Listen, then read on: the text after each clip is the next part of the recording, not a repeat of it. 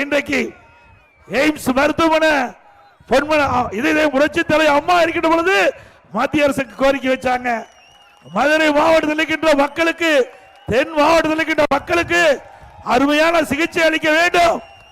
அந்த உன்னத நோக்கத்தோடு இதே புரட்சி தலைவர் அம்மா தமிழகத்தோடு முதலமைச்சர் இருந்த காலகட்டத்தில் மத்திய அரசுக்கு கோரிக்கை வைத்தாங்க.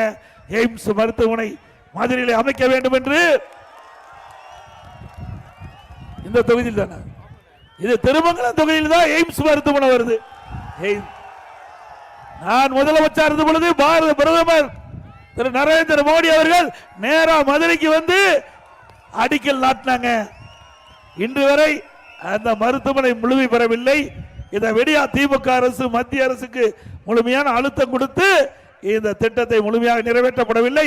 அண்ணா திமுக ஆட்சிக்கு வந்தவுடன் விரைந்து எய்ம்ஸ் மருத்துவமனை பணிகள் நிறைவு பெற்று பயன்பாட்டு கொண்டு வரப்படும். இது அண்ணா திமுக ஆட்சியுடைய சாதனை.